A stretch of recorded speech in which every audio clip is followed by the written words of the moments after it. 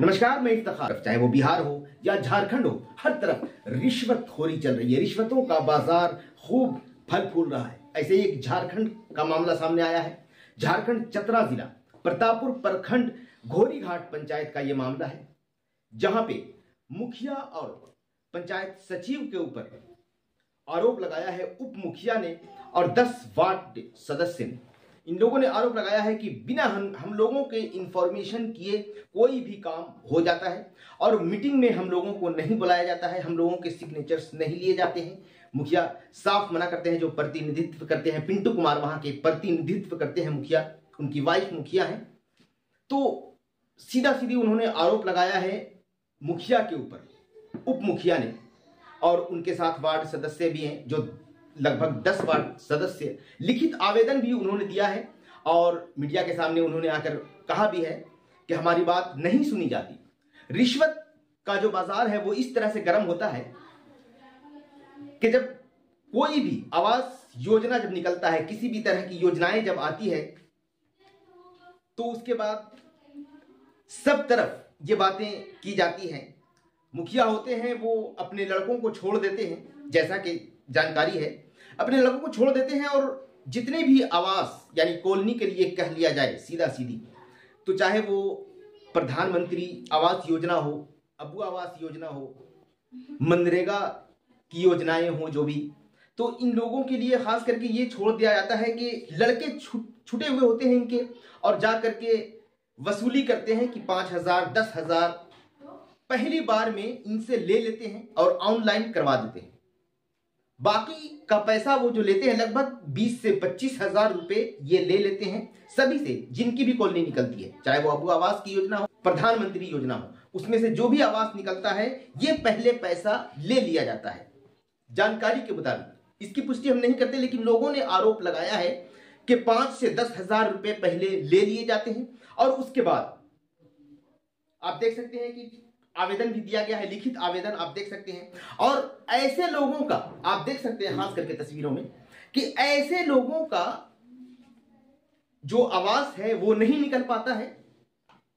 जो ये मकान नजर आ रहा है आप लोगों को, आप तस्वीरों में खास देख सकते हैं कि ऐसे जो मकान नजर आ रहे हैं, जो बिल्कुल गरीब तबके के लोग हैं, दबे कुचले लोग हैं, कोई भी आवास योजना सबसे पहले इनका हक बनता है, जो सरकार ने जो योजनाएं चला रखी हैं उनके मुताबिक। लेकिन खुशहाल लोगों की योजनाओं में उनका काम हो जाता है, खुशहाल लोगों का काम हो जाता है, और जो दबे कुचले लोग हैं वो रह जाते हैं। ऐसे ऐसे मकान, ऐसे ऐसे जो झोपड़पट्टी है उनकी, वहां पे उनका काम नहीं होता। दबे कुचले लोगों का और खुशहाल लोगों का काम हो जाता है, क्योंकि और बहुत सारे जो लोग हैं वो इस लालच में पैसा दे देते हैं। कई लोगों ने तो समूह से उठा करके पैसा दिया है और उसकी किस्तें भी दे रहे हैं, उसका ब्याज भी दे रहे हैं। वो 5,000 10,000 रुपए समूह से उठाया और दे दिया, इस लालच में कि जब किस्त आएगी, जब पैसा आएगा, पहली किस्त, दूसरी किस्त, तीसरी किस्त, इस तरह से पैसा आता है।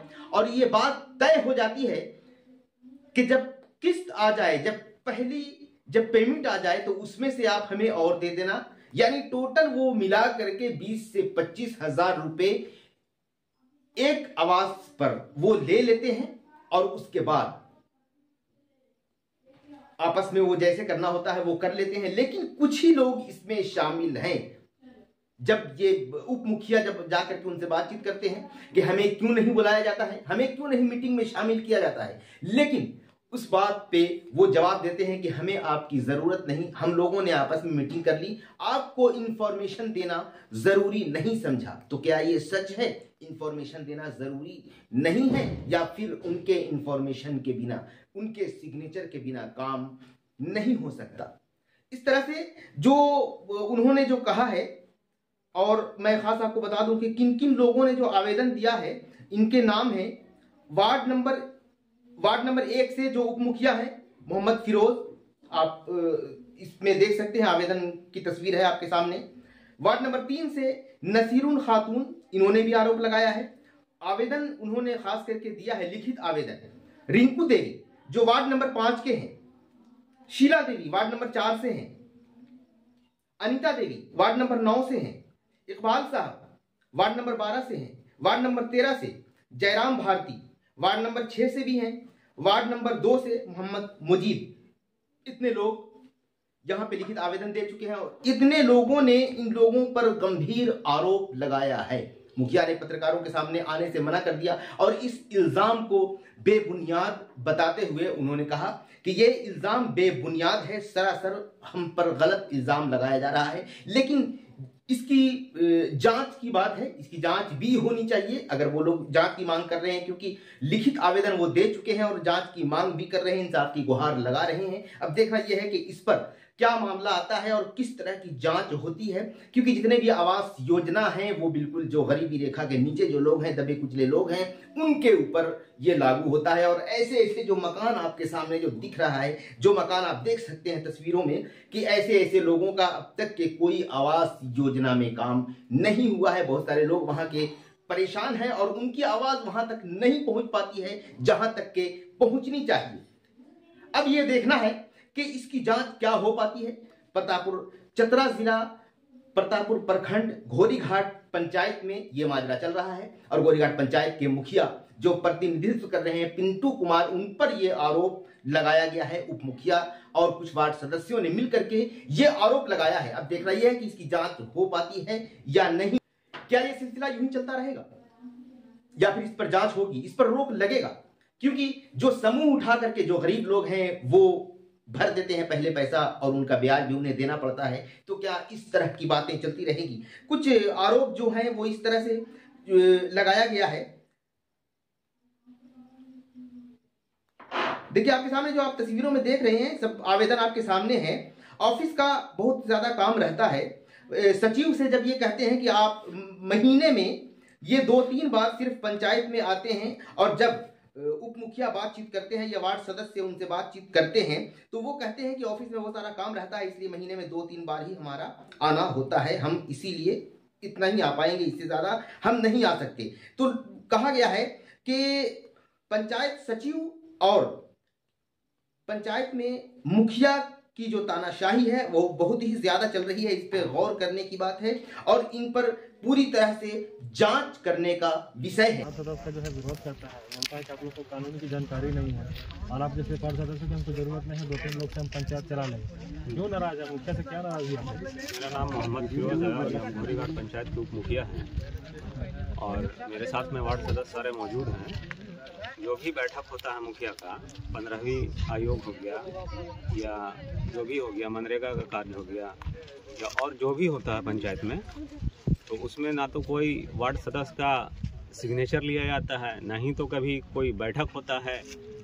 और इस विनय पे बात करने, ये पंचायत सेवक से अगर बात करते हैं, पंचायत सेवक हमारे विनय कुमार हैं, उनसे बात करने के बाद वो आते हैं तो कभी स्कूल में बैठ जाते हैं, कभी रोड पे बैठ जाते हैं। उनका बैठने का अधिकार जो है वो पंचायत सचिवालय है, उसमें कभी बैठते नहीं हैं।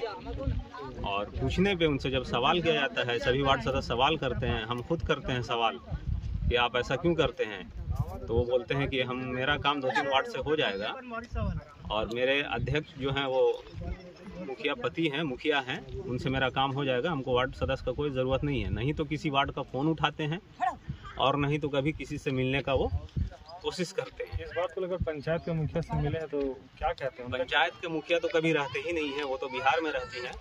पंचायत के मुखिया पति रहते हैं जो कभी इस मामले में कभी कोई बात ही नहीं करते हैं। वो बोलते हैं बस मेरा 2-3 वार्ड से काम हो जाएगा, आप लोग का कोई ज़रूरत नहीं है। हम लोग 13 वार्ड हैं, 13 में 10 वार्ड यहाँ पे हम लोग मौजूद हैं, आप देख सकते हैं। कहा और वो क्या कहते हैं कि कानूनी जानकारी नहीं है? हाँ, आप लोग को कोई कानून कैसे पढ़ा सकता है, कोई कानूनी जानकारी नहीं है। वो मतलब आप लोग बहुत कानून बोलने लगते हैं, ये वो करके समझे ना। क्या नाम है? मेरा नाम मोहम्मद फिरोज है, घोरीघाट पंचायत के उप मुखिया है। ऐसे ही खबरों को देखने के लिए हमारे चैनल को सब्सक्राइब करें और वीडियो को ज्यादा से ज्यादा शेयर करें। नमस्कार।